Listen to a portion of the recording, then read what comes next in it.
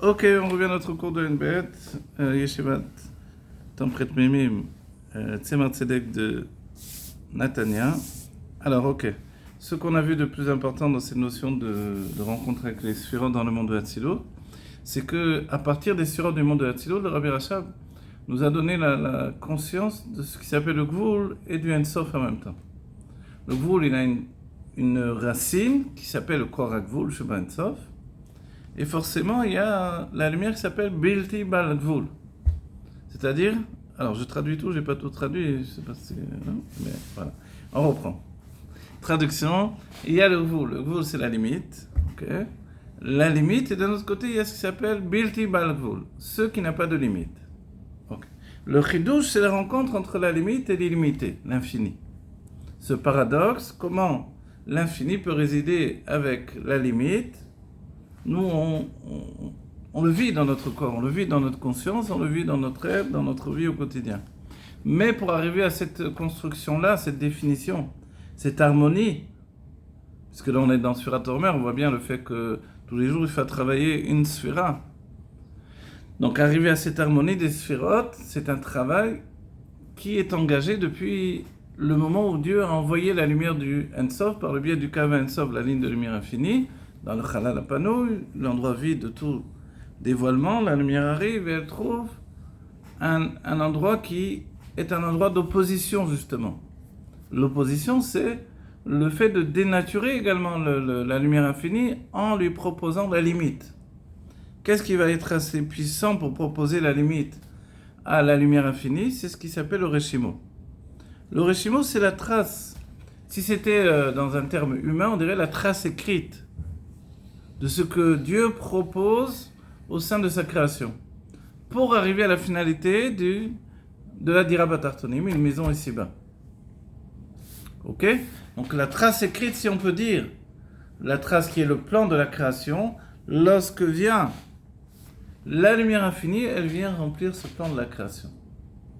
Et il passe de l'état Bekwar à l'état de Bepoal, à l'état de possibilité, dans l'état de effectif de réalisation de, entre guillemets, réalité divine. Pour arriver à la réalité que nous connaissons, il faut doubler d'efforts dans, on va dire, presque on va dire, dans l'impuissance de la lumière. Si elle est dans toute sa puissance, elle n'arrivera pas à créer le monde que nous connaissons. Au contraire, elle doit se confronter à ce qui s'appelle son impuissance. C'est-à-dire sa faculté de ne pas briller avec toute, avec toute sa force, etc. Intensité. Donc en fait, cette intensité qu'elle ne va pas pouvoir dévoiler, ça va faire partir du travail qu'elle prend sur elle-même. Jusqu'à ce que le travail devienne une nouvelle nature et que chez nous, c'est normal d'être des êtres limités. Mais en réalité, nous ne sommes pas des êtres limités. Nous sommes des êtres infinis. Et c'est là où le Rabbi vient nous booster, nous coacher, nous pousser en avant pour nous dire « Mais tu n'as pas compris que tu es un être infini? Tu viens des mondes divins ?» On a vu hier, il y avait un magnifique Ayom Yom qui nous parle du fait d'être moule, de se trouver, le Chassidut, elle met le Yehudi, le Juif, face au Ensof, face à Atzmut, à l'essence de Dieu. Et ça, c'est unique. Et ça, c'est de rétablir en fait ce qui est la version originale de nous-mêmes. La version originale, c'est que nous étions des lumières divines avant de nous structurer en tant qu'âme divine. Et avant que cette âme divine pénètre dans le corps, et avant qu'elle enfante cette notion d'âme animale, qui n'existe pas au départ, puisque c'est pas normal qu'une âme soit animale de toute façon. Donc en fait, tout ça, pour arriver à tout ça, il faut qu'il y ait une préparation. La préparation, elle se fait en amont, comme on dit. C'est quoi en amont? C'est-à-dire dans l'état précédent. C'est dans le niveau du monde de Hatzilut. Ok? Et c'est là dans Hatzilut où on va découvrir que nous avons besoin de la nécessité du Gvul, de la limite.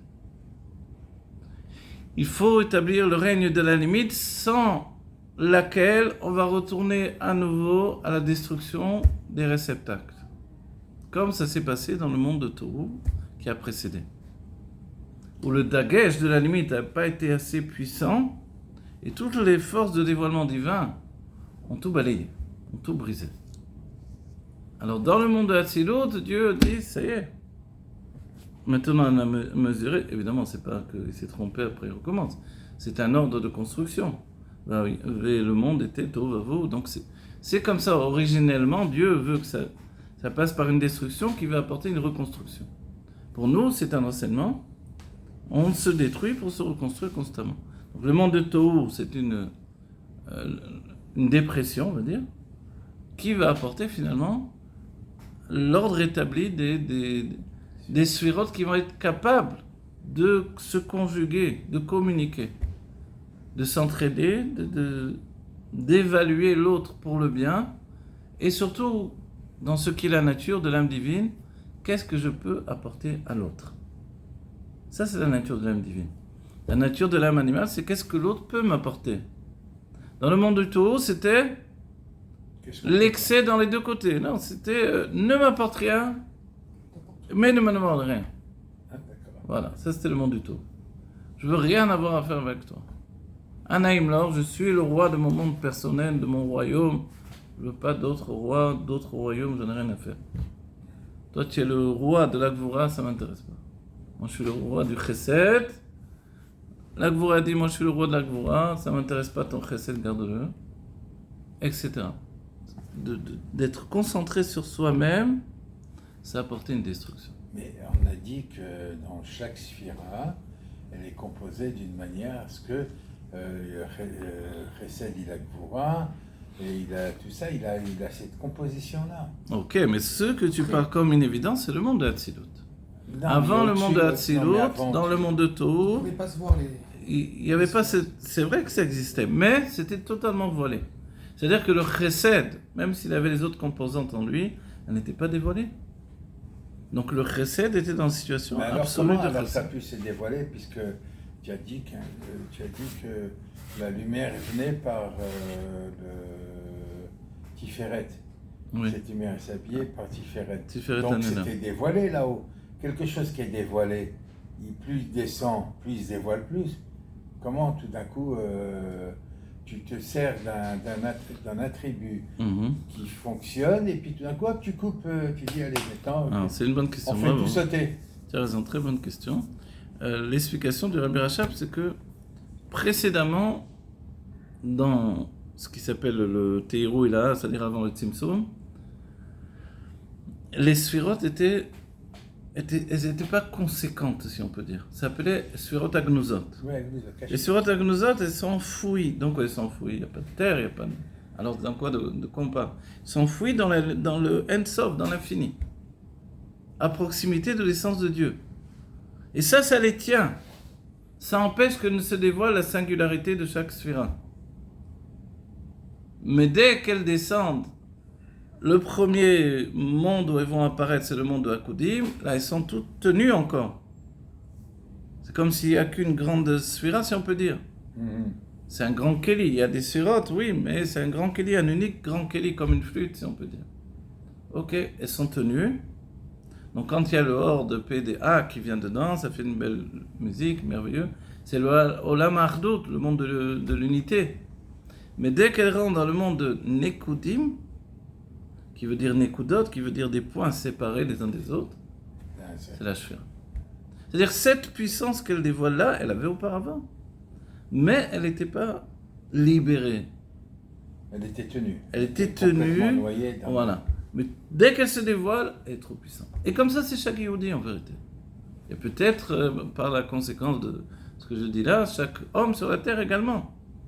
Chaque être vivant, chaque animal, etc. Le lion est endormi, tout d'un coup, il dévoile une force incroyable. Donc nous aussi, on est là, on est endormi dans notre vie. Mais donne-moi l'occasion et je dévoile une force qui dépasse tout. Et ça, c'est chacun d'entre nous. Mais d'où ça vient? Ça vient de l'adresse qui m'a... c'est-à-dire de l'endroit d'où je viens. De l'adresse où j'habitais précédemment. C'est là-bas que j'habite réellement. Donc quand je viens dans un endroit qui m'est étranger, alors je m'habitue au comportement de cet endroit étranger. C'est quoi le comportement? Le gvoul, la limite, l'enfermement, la petitesse. Et c'est pour ça que c'est plus grand d'être le Dieu qui nous délivre d'Égypte que d'être le Dieu qui crée le monde. Dieu il crée le monde à sa façon, ok? Dieu peut tout faire, qu'est-ce qu'il y a? Mais quand il le limite, parce que c'est le but, de le limiter, d'enfermer, et tout à coup il brise les limites, alors là, hein, on dit tu as fait ça pour nous? Tu as été à l'encontre de tout le plan de ta création pour nous.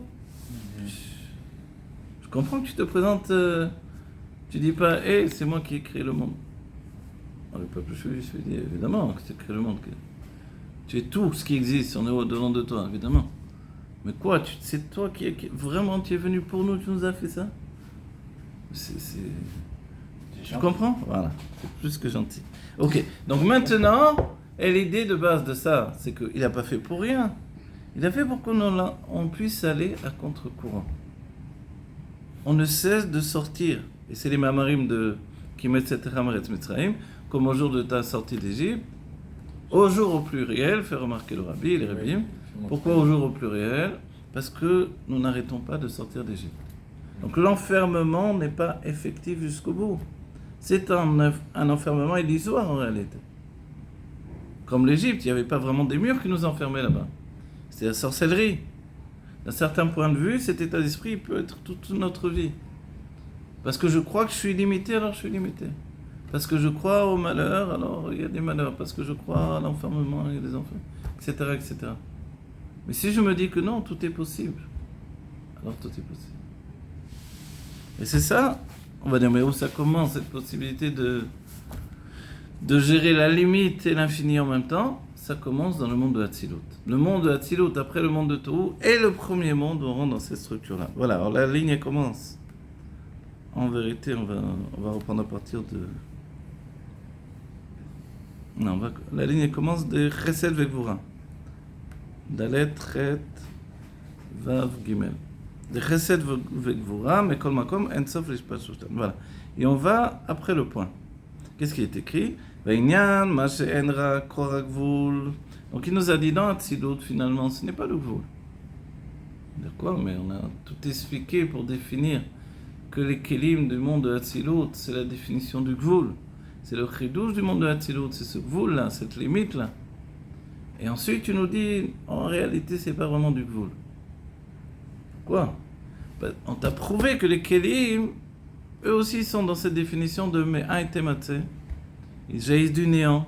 Et eux aussi, en réalité, ils viennent du Reshimo. Et le Reshimo n'a jamais été touché par le Tzimtzum. Il était avant le Tzimtzum. Il se dévoile après le Tzimtzum, c'est tout. Le Tzimtzum le dévoile, mais ça ne touche pas son être. Les lettres du Reshimo ont toujours été là. Parce que c'est le plan de la création que Dieu a établi au-dedans de lui-même. On a dit que le Reshimo, c'était lui-même aussi un Tzimtzum.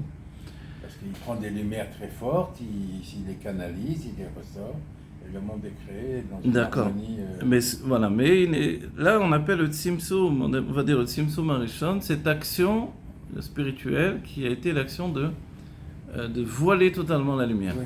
Ou dans d'autres termes, de retirer totalement la lumière. Voilà. De voiler la lumière. Vainyan, Mashenra, Koragvul, ou Lishlo, Shebeatzilut, Enam Magbilim. Alors quand on dit qu'elles sont uniquement Koragvul, alors on va préciser de plus en plus. Alors, le fait d'être Koragvul, la force du Gvul, de la limite, et non pas la limite elle-même, alors, c'est pour nous dire, pour contredire l'idée que dans Hatzilut, elle n'a Magbilin. Que dans Hatzilut, en fait, elle ne limite pas. On va voir précisément ce qu'on veut dire ici. Chesed, al machal, ou beprinat bligvul. Par exemple, le chesed, lui, la générosité du monde de Hatzilut. Qu'est-ce que la générosité? C'est l'élan d'influence, c'est la force de se répandre, de se dévoiler. Alors le chesed, à titre d'exemple, il est dans un niveau de blikvul, sans limite. Mais kol makom arezeh beprinat agbala de chesed, mais toutefois, c'est quand même dans un niveau de limite du chesed. Vegam me'achar shepoalim והאור דכשיומשך חוץ לאצילות יהיה בבחינת הגבלה. Et lorsque l'on agit sur la lumière, lorsque il va se répandre à l'extérieur de Hatzilut, alors il va être dans un niveau de Agbala, de limite. Et si ce n'était la force de limitation qui se trouve dans Hatzilut, alors la lumière de Hatzilut, et plus précisément les kelim de Hatzilut, serait infinie. Alors, on a déjà étudié ça précisément, à savoir que le gvoul de Hatzilut, en réalité, il devient la limite qui se passe dans Hatzilut lui-même, donc les kelim de Hatzilut, elle n'utilise cette puissance de limite que réellement à l'extérieur de Hatzilut. C'est-à-dire que dans Hatzilut même, les réceptacles ne sont pas réellement limités comme nous l'entendons. Dans Hatzilut, le réceptacle, lui, il est un réceptacle qui est le Koar HaGvul, mais non pas le Gvul, qui est la force de la limite, mais non pas la limite. Et quand on dit Koar en hébreu, c'est toujours une possibilité. Moi, j'ai déjà mis l'autre dedans. Tu as mis l'autre dedans? Ouais. T'es sûr? Certain. Voilà, ce que l'on a dit de merveilleux, c'est que le gvoul des kelim de Hatzilut, il est vraiment effectif, chutz Hatzilut, à l'extérieur de Hatzilut. Puisque Hatzilut, c'est le monde de l'émanation, et l'émanation, c'est l'émanation, pas du gvoul, c'est l'émanation du Or Ensof. Quand on dit Ensof, on entend bien la connotation d'infini. C'est-à-dire, c'est une tendance bilti bal gvul, sans aucune limite, c'est ça le Ensof, l'infini. Donc, le chidouj que dans Hatzilut, pour la première fois, il y a un gvoul effectif, une limite effective par le biais des réceptacles, parce que le Reshimo s'est mêlé de la chose et a enfanté un réceptacle qui vient de la lumière par le biais du Kav Sof et qui vient du Reshimo par le biais de la volonté divine du gvoul, de la limite. Et tout à coup, ce Keli, il a été éjecté. C'est ça l'idée qu'il faut avoir. Éjecté, c'est-à-dire déconnecté à la fois de la lumière et à la fois du Reshimo. Donc il est comme isolé pour pouvoir se construire sur lui-même. D'accord? C'est-à-dire que pour isoler, je ne sais pas, on peut trouver ça dans la science, isoler un électron, un truc, tu l'isoles. Et là, il dévoile sa puissance. Dans les schémas des sphirotes, quand il est comme ça, avec la flèche, les trucs, ici le rond, ici le rond, bah, c'est des ronds isolés chacun dans leur... Non si tu veux, oui, ça c'est l'idée, parce qu'on le décide comme des ronds. C'est vrai que les sphirotes sont plus tendance ronde que carré, évidemment, oui. Alors, oui, chacun est à son niveau. C'est ça le chidouj de Hatzilut, avec une communication constante entre toutes les sphirotes. Si bien qu'elles ont une personnalité. Ces sphirotes, elles deviennent Yaakov, Rachel, Léa. On va dire, attends, mais il n'y a pas des hommes là-haut. Non, il n'y a pas du tout des hommes. Et alors pourquoi on les appelle... qui deviennent les sphirotes? Non, c'est les sphirotes. Qui deviennent comme. Qui deviennent comme eux. C'est bien que les anges qui descendent dans le monde, ils voient Yaakov. Ils disent, mais Yaakov, il est là-haut, il est là en bas aussi. C'est pas possible. Qu'est-ce que c'est? Mais c'est que la construction divine, elle est faite à l'image du Yehudi, du juif qui va venir s'habiller dans le corps. Et qui c'est le juif qui s'habille dans le corps? C'est Yaakov. Yud qui descend jusqu'au Akev. Voilà. Jusqu'au talon, il descend ce Yud-là. Et pourquoi Yaakov il a mis tellement l'accent sur son fils Yosef? Pourquoi c'était important? Parce que c'est Yud sauf. Encore plus loin. Les mala d'entachlit, non, les mala d'entsof, les mata d'entachlit. Tout en haut et tout en bas, complètement. Et ça, c'est possible à partir du monde de Hatzilut. C'est le monde de Hardut qu'on n'avait pas auparavant. C'est vrai que c'est pas le monde de Hardut comme le monde de Hakodim. Hardut, ça veut dire l'unité, la fusion, la communion entre les sphirotes. Mais là-bas, il y avait l'Hardut imposé parce qu'il y avait un seul Keli. Mais quand tu as plusieurs Kelim, que tu ressembles au monde du Tohu, et que quand même tu arrives à avoir un équilibre, alors là, c'est extraordinaire. Et c'est ce que Dieu l'a voulu. Donc nous sommes nés de Hatzilut. Mais on a des racines dans le monde de Tov. Et Dieu, il envoie des âmes comme Moshe Rabbeinu qui viennent directement du monde de Tov et qui s'habillent dans le monde de Hatzilut pour apprendre à se limiter. Mais Moshe, il brise les tables, les louchot, il brise tout en fait. Alors Rabbi Shimon, c'est la même chose. Rabbi Quand il Shimon, est non, sorti c'est de la- a priori. Alors oui, c'est la réincarnation de Moshe aussi. Oui, non, quand il est sorti de la grotte, Voilà, ils ont commencé à détruire. il- tout, voilà, et il- hop, Hachem l'a dit, je vous ai pas. Voilà. Vous n'êtes pas rentré dans la grotte pour détruire le monde ensuite. Mais alors comment ils sont arrivés à cette parce que niveau. non, non, puisque c'est pas le bon niveau. Puisqu'il leur dit c'est netto. C'est-à-dire que quand ils sont sortis de la grotte, Rabbi Shimon et son fils, Rabbi Elazar, pour eux, il y avait Enod Milevado,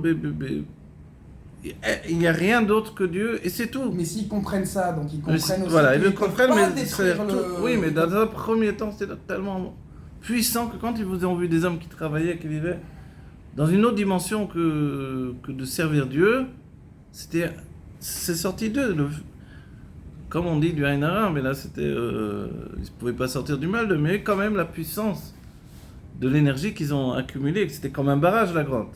Tout à coup la puissance s'est dévoilée. Et ils brûlaient les champs, ils brûlaient tout. Et Dieu a dit, vous n'êtes pas sortis pour détruire le monde que j'ai construit. Alors ils se retrouvent encore dans la grotte, encore un moment pour encore s'habiller dans la matière encore plus. C'est-à-dire que là, le Bligoul était trop puissant. Et alors ensuite, ils sont sortis et Rabbi Elazar, il n'avait pas encore atteint la maîtrise qu'il avait Rabbi Shimon. Rabbi Elazar, il brûlait, Rabbi Shimon, il éteignait. Et après, ils se sont habillés dans les réceptacles. Et on voit jusqu'à ce que Rabbi Elazar il devienne même un policier pour les Romains. Pour dire comment il s'est investi dans le monde. Que les autres sages, ils ont dit, mais c'est un fou, c'est pas possible. Il était de quoi policier? Un traître. Il est devenu policier pour les Romains. Ça veut dire quoi policier pour les C'est-à-dire qu'il gérait les il trouvait les bandits, les trucs pour... Ah, waouh. Alors c'est incompréhensible tout ça. Les sages l'ont rejeté, ils ont dit qu'ils n'ont pas voulu... Il a dit lui-même, ils ne vont pas vouloir m'enterrer dans les chez nous. cimetières, etc. Et du coup, Mais c'est À côté de son père. après coup, Alors, on va ils ont au prochain, compris, on ils va ont au- compris. Mais du début, Rabbi Elazar, il était incompréhensible pour les autres. Alors venez maintenant, pourquoi on a dit tout ça? Parce que tout ça c'est nous, c'est-à-dire celui, vous vous rappelez quand on lit la Megillah, on dit Mi c'est l'enseignement du Baal Shem Tov. Mi c'est Koré et Megillah les Mafrea, lo yatsa. Celui qui lit la Megillah Alors, et qui dit c'était avant, il y a longtemps, il y a eu, on aurait dit une pièce de théâtre avec des méchants, des gentils, machin. On peut le voir comme ça. Mais enfin, parce qu'aujourd'hui on le dit comme ça, parce que ça n'a rien à voir avec notre vie. Le Baal Shem Tov il dit lo yatsa. Tu n'es pas rendu quitte. Voilà. Et on demande, mais pourquoi je dois écouter chaque mot? Si je manque un mot, c'est très grave, qu'est-ce qu'il y a? Mais oui, c'est très grave, parce que si tu n'écoutes pas chaque mot, ça veut dire que tu ne penses pas que ça te concerne, en fait.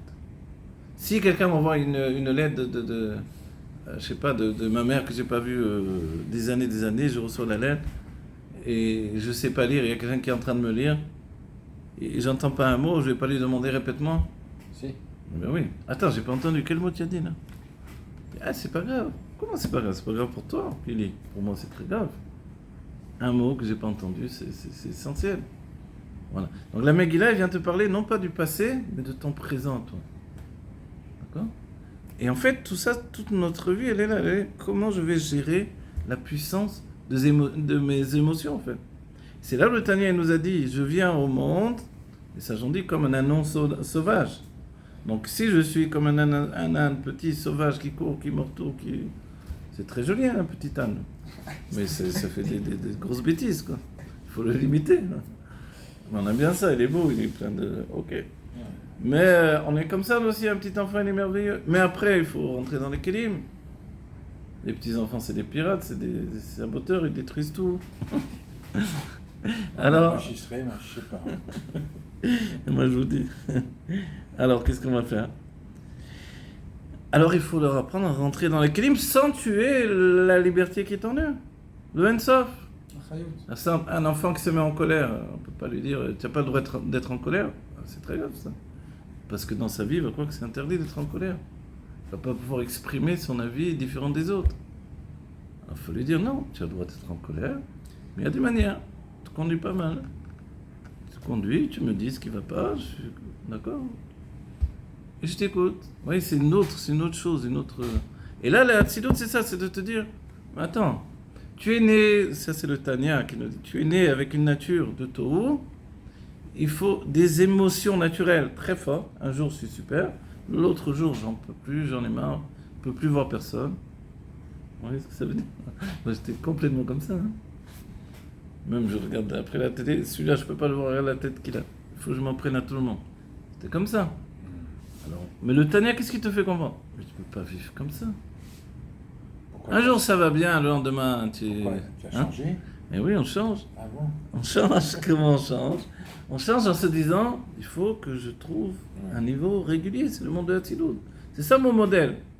Le monde du Tohu, c'est comme ça, on est tous venus au monde, dans le monde du Tohu. Mais on doit atteindre le monde de Hatzilut. Là-bas, il y a un équilibre entre la limite et l'infini. Mais ce monde-là, il nous fait souffrir, tout nous fait souffrir dans ce monde. La société, elle est imbuvable, la course à l'argent, elle est terrible, les sentiments, les gens, et le nombre de gens qui ne vivent que dans l'enfermement de leur petite vie, c'est affreux, qui n'ont pas de dévoilement de Elokut. Ça fait mal de voir ça au quotidien, quoi. Ouais. En Israël, on marche, on voit des Juifs qui ont l'air tellement loin de Dieu, de tout. C'est ça qu'a vu Rabbi Shimon et Rabbi Elazar. Mais Ils sont très près aussi. ces mêmes Juifs qui sont tellement loin, en fait, ils sont prêts. Pourquoi ils sont prêts? Comme quelqu'un dit au Rabbi, je demande une bracha pour le fils de mon frère, parce qu'il est très loin du judaïsme. Le Rabbi il a dit quoi? Il y a la vidéo, on voit la main de Rabbi qui fait, ma putain. Si c'est un juif, comment il peut être loin du judaïsme? Et c'est ça le truc.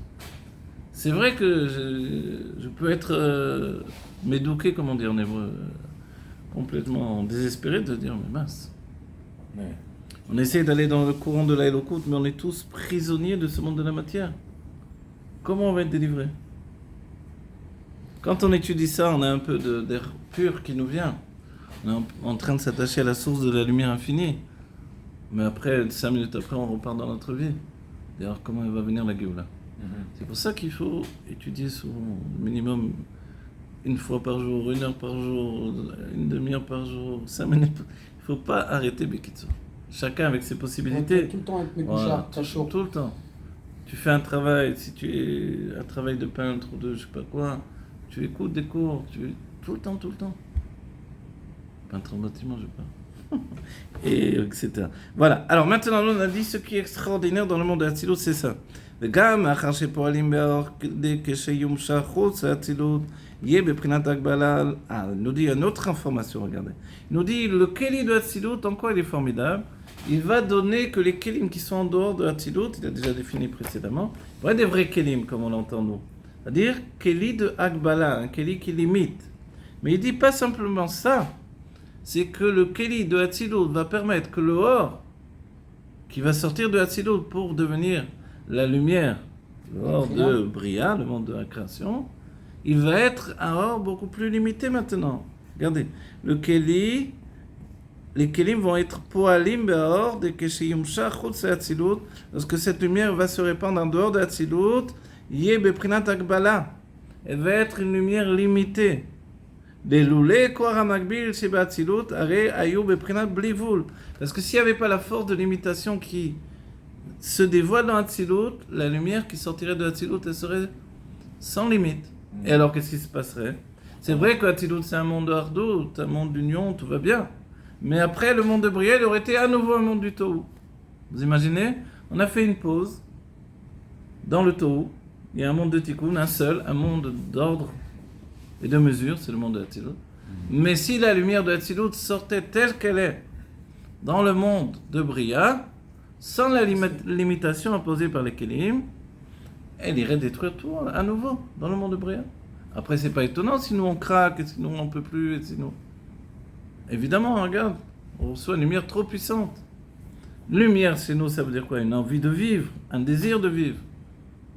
Un désir de Géoula, qui est le fondement de ce désir de vivre. Donc on est sans arrêt en arrêt maladie. Alors, הרי היו בבחינה בלי גבול גם חוץ האצילות, ממילא בהכרח שגם באצילות פועלים איזה הגבלה. Donc tu peux pas dire que dans Hatzilut, il n'y a pas eu d'Agbala, de limite. C'est certain que dans Atzilut, les Kélim, même s'ils ont laissé la liberté à la lumière, et ça c'est formidable ce qu'on est en train de voir là. C'est que les Kélim de Atzilut ont laissé la liberté à la lumière de s'exprimer avec toute sa puissance, mais en la limitant quand même. On va dire, attends, ça va pas ensemble. Si c'est limité avec toute sa puissance, ça donne le monde du taux, qui a brisé à nouveau les réceptacles des sentiments. Pourquoi ça se brise pas là? Un entonnoir? Du taux, ouais. Un entonnoir. Il peut prendre plus que ce qui a pris. Alors c'est bien l'idée de l'entonnoir, effectivement, elle est rapportée dans la Chassidut, c'est vrai. Mais c'est pas ça. Non, c'est moi, c'est un exemple. C'est pour ça que je pose des pour savoir comment je peux m'imager la. Ouais, ça dépend quelle marque. Ouais, voilà. Sinon il se casse. Allez. Au Mimele, ok. Donc en tout cas, ce que l'on voit, hein, le Rabbi, il nous fait comprendre. Qu'est-ce qu'il veut nous comprendre là? Qu'est-ce qu'il veut nous donner de comprendre? Que dans Atzilut, il y a quand même une limite, malgré qu'elle n'apparaît pas. Attendez, je reviens là-bas, je dis, mais pourquoi elle n'apparaît pas d'abord dans Atzilut? Parce que comme tu l'as dit tout à l'heure, hein, tu as bien dit que ça s'appelle Atzilut Haolamot. Ça veut dire l'émanation de la lumière, infinie en réalité. Donc, le chidouche du monde de Atzilut, c'est d'être comme un révélateur de cette lumière infinie. C'est ça Atzilut. Il vient révéler la lumière infinie. Donc on penserait qu'il n'y a pas tellement de gvoul. Il me dit, mais non, tu es obligé de penser qu'il y a du gvoul. Il faut qu'il y ait un petit peu de gvoul quand même. Sinon il n'y aurait pas de sphiroth. Il n'y aurait pas de sphira de chokhmah, de bina, tout serait à nouveau mélangé, tout aurait à nouveau... Oh non, le chidouche de Atzilut, c'est cette limite. C'est pas tellement la lumière qui est le chidouche de Atzilut en vérité. Le chidouche de ce monde-là, c'est la limite. Alors, mais pourquoi si la nouveauté c'est la limite, pourquoi elle apparaît tellement peu puissante dans Atzilut? C'est ce qu'on pourrait penser, qu'elle apparaît peu puissante.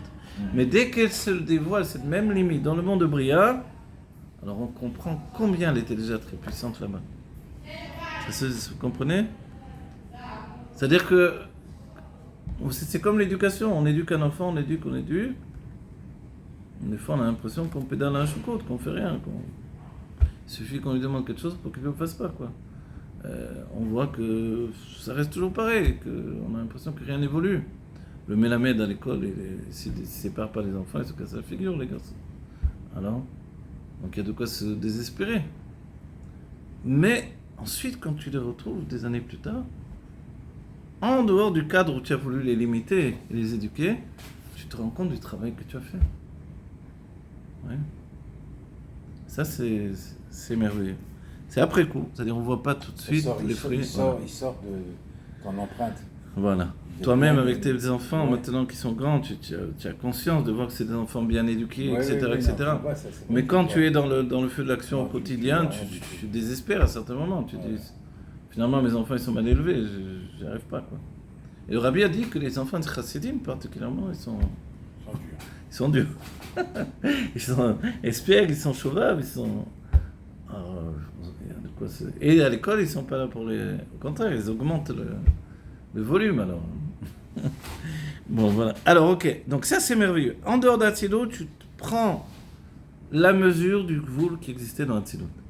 C'est compréhensible? C'est ça l'idée merveilleuse qu'il met en place ici. Ve'hu shegam be'en sof leitpashtutam, mekol makom yeh itpashtutan rak be'atzilut levad. Bien que il est dit en sof leitpashtutan, ça veut dire que la lumière de Atzilut, elle se répand sans fin. On va dire, elle se répand sans fin dans Atzilut uniquement. Ça a l'air fou, ça. Comment une lumière qui est infinie, elle se répand sans fin, mais elle se répand sans fin uniquement dans ce monde-là. C'est-à-dire que Atzilut, c'est aussi un monde barrière qui fait écran pour permettre que la lumière puisse, ensuite, dans le monde de Bria, être une lumière qui va s'adapter de plus en plus à des réceptacles. Comme la mer? Voilà, de plus en plus grossiers, si on peut dire. Et là, tu peux utiliser l'idée de ton entonnoir. Là, parce que la mer... la mer, l'eau, tu veux dire, ou la mer, la maman? Techniquement, il y a assez d'eau pour recouvrir toute la terre et que en fait, elle tient sur ses limites. Oui, voilà, comme quand on fait dans son monde, un barrage, on fait un barrage pour limiter l'eau, mais c'est pas qu'on veut pas d'eau. Non, on veut de l'eau, justement. Mais on veut pouvoir tirer de cette eau une puissance domptée, on va dire. On peut en sortir de l'électricité, on peut en sortir des canalisations qui vont apporter l'eau jusqu'à nos robinets, etc., tout ce qu'on peut faire. Mais au départ, il a fallu stopper. Et Atzilut, il fait ce travail-là. Donc la main qui vient stopper cette eau-là, comme le barrage terrible, alors ça, c'est extraordinaire. Ce sont les kelim de Atzilut qui ont agi par le biais du Reshimo. Si je comprends un petit peu, c'est-à-dire que c'est grâce au Keli qui vient d'un niveau au-dessus, sans limite, vraiment sans limite, qui va lui permettre de limiter la lumière qui rentre dedans. Mais tout en étant illimité. Oui. Oui, parce qu'il est limité, mais qui garde sa personnalité de Keli. L'illimité va rentrer dedans, il va le limiter. Voilà. Et il n'y a pas de bagarre, pourquoi ? Parce qu'ils ont la même source des deux. Exactement, bravo. C'est-à-dire que si le Keli était juste un Kli, comme on l'entend ici dans notre monde, sous-entendu une limite et c'est tout, alors il ne pourrait pas supporter l'illimité, l'infini. De la même chose, la relation de notre corps avec notre âme. Le corps qui est capable de supporter l'infini de l'âme divine, c'est parce que lui-même, il est infini. C'est dans sa source, c'est pas dévoilé, mais la Géoula, c'est dévoiler cette source-là. Dévoiler l'essence de Dieu qui se trouve dans la matière. À partir de là, on comprend mieux. Et la grande question que l'on pose à la Chassidut, on le trouve chez l'Anmorazaken dans le Torah. Pourquoi, puisqu'on est le niveau le plus haut du domaine Soma Chaim Medaber, du minéral, végétal, animal, pourquoi on a besoin de manger des niveaux inférieurs pour nous vitaliser ? On a l'âme divine. Pourquoi ça ne nous suffit pas ? L'âme divine, c'est tout c'est attaché jusqu'au Kav Ein Sof, Adam Kadmon, on continue. Et alors, ça ne nous vitalise pas ? Comment c'est possible ? Ça ne nous vitalise pas parce que le corps, lui, il vient d'une source plus élevée que l'âme. Même si je viens de dire que l'âme, elle est jusqu'au bout, à partir du monde de Hatzilut, on a dit qu'elle est déconnectée justement de sa source, d'une certaine manière, tout en restant connectée. C'est le grand secret. Bon, alors nous, on vient de Hatzilut. Mais le corps, lui, d'où est-ce qu'il vient ? Le corps, il vient des débris du monde du Tau. Comme il vient d'un monde supérieur, l'âme divine n'arrive pas à fournir l'énergie nécessaire à l'alimentation du corps. Alors, on doit se nourrir de matière, végétale, minérale, animale. Et cette matière nous donne de la vitalité. Ce qui se passe aujourd'hui, c'est que comme on a arrêté de travailler le bureau des Nitzotzot, vraiment les étincelles elles-mêmes sont retournées à la source, donc on tire de moins en moins de vitalité de la matière. Mais on doit avoir une pensée de s'attacher à l'essence qui se trouve dans la matière et avoir une vitalité plus grande, mais d'un genre tout à fait différent, qui va dévoiler la source du corps. Et c'est là où on va vers la Géoula.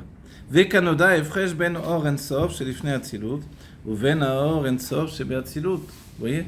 C'est-à-dire, comme l'on sait la différence de la lumière infinie, qui était avant Hatzilut, et la lumière infinie telle qu'elle est à partir du monde de Hatzilut. De or en sof chez les malams Hatzilut, chez Nimsha, ou mitpashet bechol olamot. La lumière d'avant Hatzilut, c'est une lumière qui se répand dans tous les mondes. שבאצילות הוא שמתפשט רק באצילות, לא חוץ לאצילות. Mais la lumière de l'Atsilut, qu'est-ce qu'elle a de particulier ? Elle se répand dans l'Atsilut et non pas à l'extérieur de l'Atsilut. Si bien qu'ensuite il y a un écran qui émet. Cet écran de séparation, il va faire que la lumière de l'Atsilut reste dans l'Atsilut.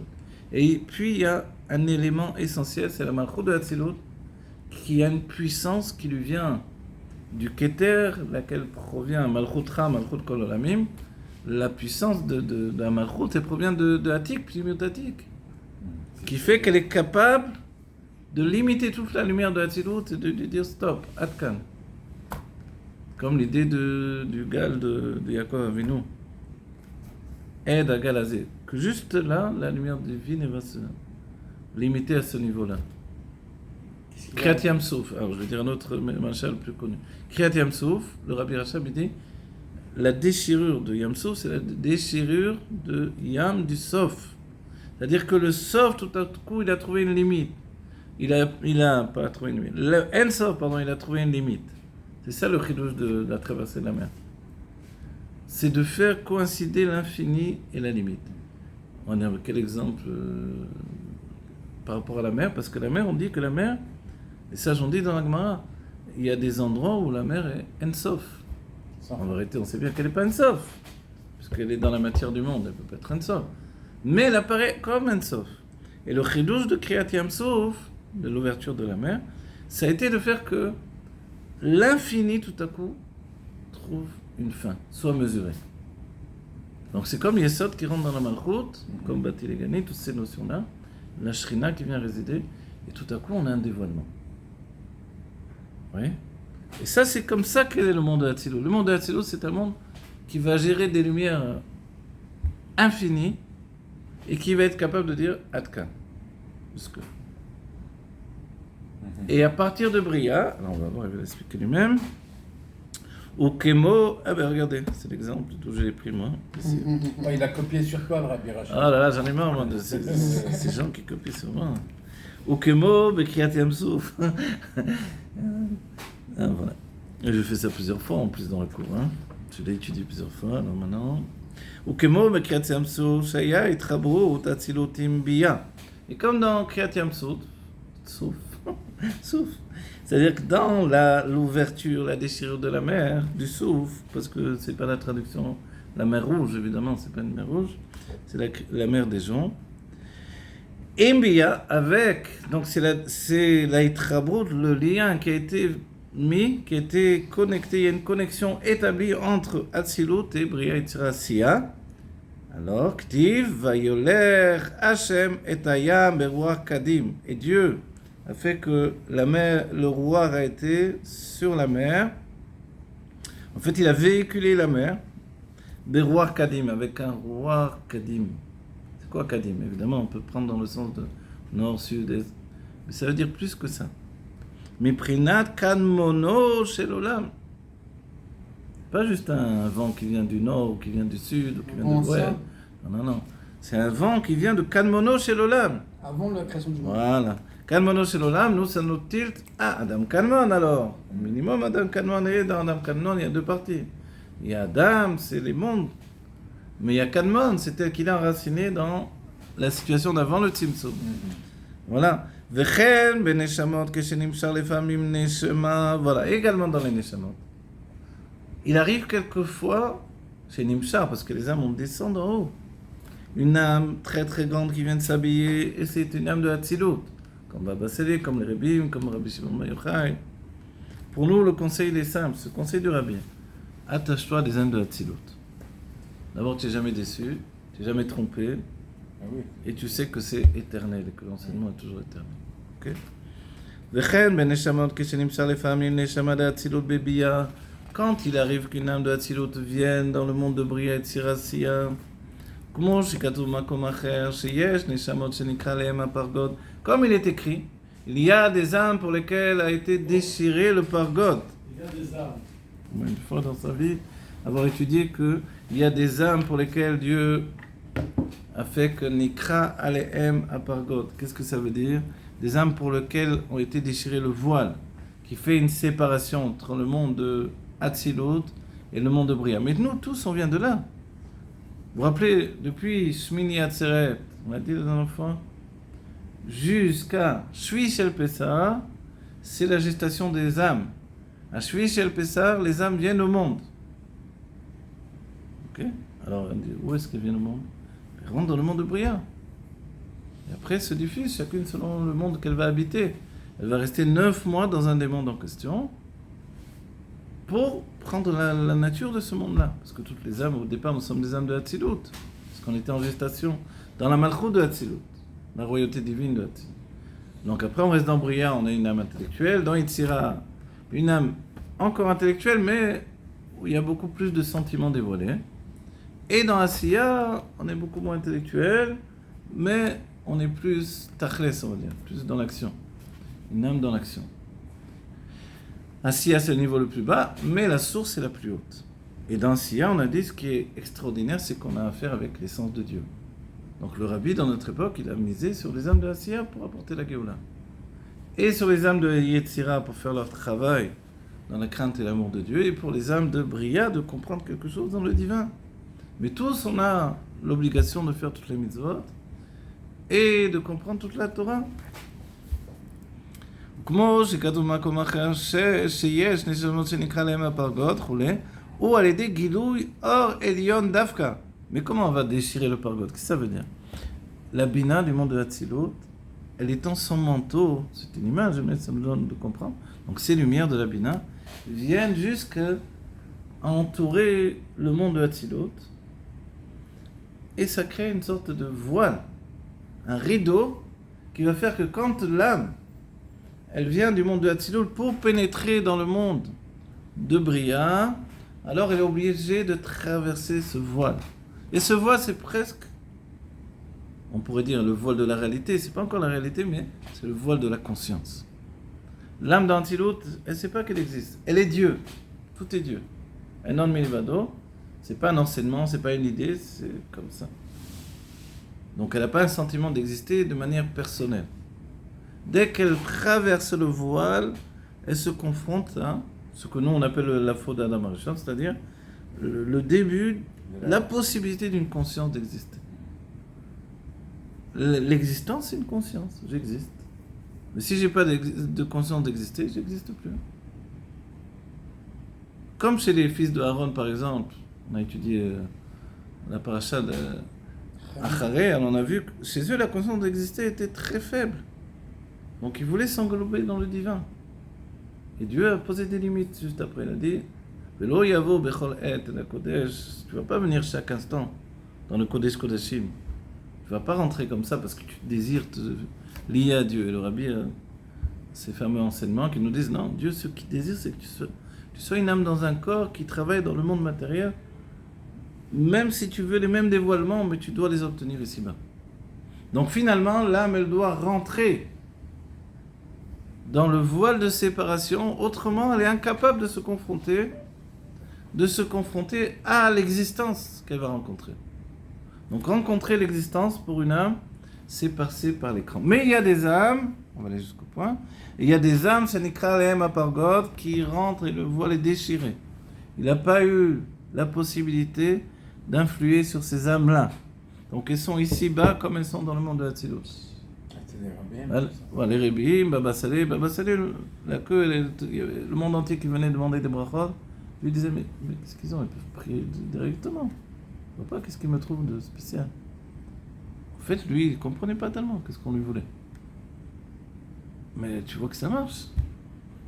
Et le Rabbi, le dollar, il est si fort ce dollar du Rabbi, qu'il peut donner des enfants, guérir des malades.